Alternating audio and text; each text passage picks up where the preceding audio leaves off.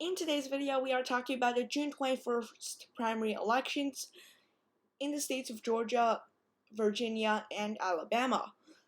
The races from Georgia and Alabama are runoff elections from about a month ago, while the Virginia races are in the House of Representatives. Let's start with the Georgia runoff elections, starting with the Democratic primary in the Attorney General race. Now, Brad Raffensperger's race was also expected to go to runoff after he refused to basically overturn the 2020 general election in the state of Georgia. Jody Heiss, however, was not able to drag Brad Raffensperger under 50%, as Brad Raffensperger got 52.3% of the vote against Jody Heiss' 33.4%.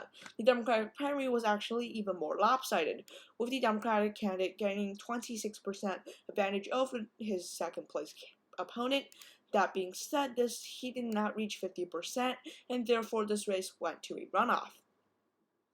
B. Nuclean is definitely expected and probably will end up winning this race. He is an ally of Stacey Abrams, who is leading a fundraising in this race. And looking at this, he did very well in the Atlanta area.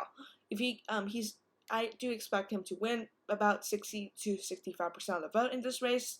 Specifically, in my prediction, I have B. Nuclean at 63%, D. Dawkins-Hagler getting 37%, mainly the support from B. Nuclean is across the state, while D. Dawkins-Hagler will have to rely on some of these conservative counties, which are not going to lend much votes for him.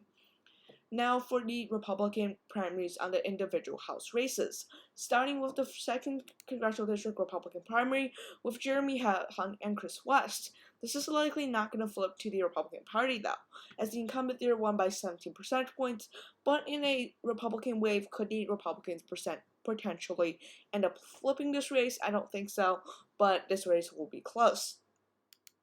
Jeremy Hunt did pretty well in Columbus, did pretty well in some of these rural black counties, while Chris West did better in those conservative counties in the bottom part of the district. And looking at this, it looks like that Jeremy Hunt, the Trump-friendly candidate here, will end up winning this race. That being said, he is likely to be defeated in the general election.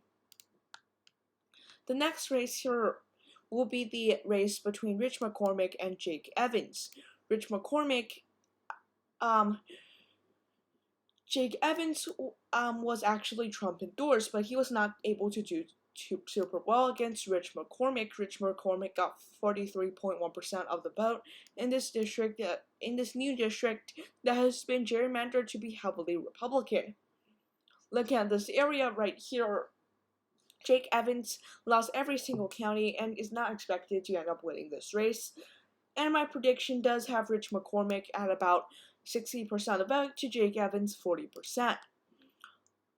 The previous race, I was talking about the 2nd district. My prediction is Jeremy Hunt at 57%, Chris West at 43%. The 10th district, Vernon Jones's name probably rings a bell in your head. He was indeed running for governor, but he did not running for Senate, but he ended up dropping out after Trump would not endorse him. That being said, Donald Trump did endorse him in this district right here that stretches from some of the more conservative rural counties to the area that is closer to Atlanta, specifically speaking, Henry County. Mike Hollins is actually the more conservative Republican, but Trump did endorse Vernon Jones so that he can get out of the Senate race. I keep misspeaking, I'm sorry about that, but in the end, I do think that Mike Collins will end up narrowly defeating Vernon Jones 53% to 47%, narrower than the previous couple of races, but not necessarily super contentious. Looking at Georgia here, we don't have any more districts we're going to be talking about in a runoff, so let's go to the next state, the state of Alabama. Alabama with Katie Britt and Mo Brooks. Mo Brooks is actually a more conservative candidate, but after a poor showing in the Alabama Senate race, Donald Trump decided to withdraw his previous endorsement for Mo Brooks and go with Katie Britt as he wants a good endorsement record. It does still say 91% reported, it's probably 100% at this point, but Katie Britt nonetheless won every single county, except a couple of them such as Shelby, Blunt, and Madison County, which is basically the majority of Mo Brooks' previous district. It was very embarrassing for Mo Brooks in such a poor performance, and he was previously Trump endorsed, but after Trump, his numbers dropped, Trump decided to retract his endorsement and end up endorsing Katie Britt about just a couple of days ago. So Katie Britt likely gonna win. I think Katie Britt's gonna get 65% of the vote to Mo Brooks' 35%, as Mo Brooks was not even able to win every single county in his home district. His home district is right here. In fact, I believe he actually lost his home district, which was embarrassing for him. But nonetheless, Katie Britt likely gonna win the Alabama U.S. Senate primary election in the state of Alabama. The final state I'm going to be talking about is Virginia. Virginia has 7 Democratic incumbents, 4 Republican incumbents. That being said, Republicans have 2 pickup opportunities that are very good for them, and another not so good pickup opportunity. So in theory, these numbers could flip around to Republicans getting 7 seats. That being said, that is also unlikely, but that's why we're going to take you through these primaries. The first race with Rob Whitman is not going to be competitive. Irene Luria's race, however, will be, as the Democratic primary with Irene Luria, she will be able to hold on to her seat, but looking at these ratings here, these are toss-up, and real clear politics does rate this race as lean Republican.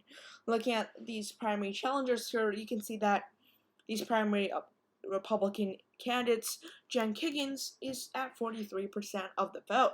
That should be a pretty good number for her, as although there are 40% undecideds, the remaining candidates are all in single digits.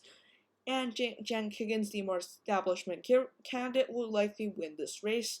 Elaine Luria is doing decently in the polls, but also, there's 20% undecided in both of them, so not a very accurate poll, in my opinion, probably was conducted.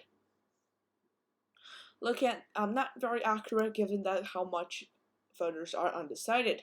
The 3rd district, not going to talk about this, safety. Similar in the 4th district, the 5th district here, Bob Good won in the convention, the incumbent U.S. representative. Also Safar, Solidar, and likely Republican. Going to the 6th district, it does look like the incumbent U.S. representative there will end up winning his election. I believe he is also more establishmentarian. That's why Marit Hill is challenging him, but he is in a 64.6% district that voted for the incumbent. So this is a very conservative district, of course, and the Republicans will win this race regardless. I do think, though, that with the incumbent name recognition, Ben Clinton should be able to get, 70-80% of the vote. We do have this district right here as well for the Republican Party. Looking at this, the incumbent here is Abigail Spanberger. As well, she is in a competitive district that is around the Fairfax suburbs and stretches down to some rural areas. This is a district that Biden was able to win by a couple points, but also in this environment could very well flip. Looking at the declared candidates list, there are a lot of them. And it looks like that Abigail Spanberger has all the Democratic endorsements, but the Republican endorsements here, it looks like it's going to be Yulisa Vega, who has the most endorsements, and some pretty notable ones at that. Federal officials, we have Ted Cruz, we have a bunch of other candidates. It looks like Yulisa Vega will end up winning this race as well, although she does not even have a profile picture. These races still have them as a lean-D, tilt-D, toss-up, but this race could very well go Republican. The 8th district, now at all competitive. The Democratic primary, there, the incumbent will get 98% of the vote or something as well. So looking at these races here, the conclusion is that, it's kind of a mixed bag. It looks like Katie Britt will end up winning Alabama. In Georgia, a couple of Trumps out of the 3 Republican primaries, it looks like that the Trump endorsed candidates will lose in 2 of them, Mike Collins' district and Rich McCormick's district, while Jeremy Hunt will be able to defeat Chris West.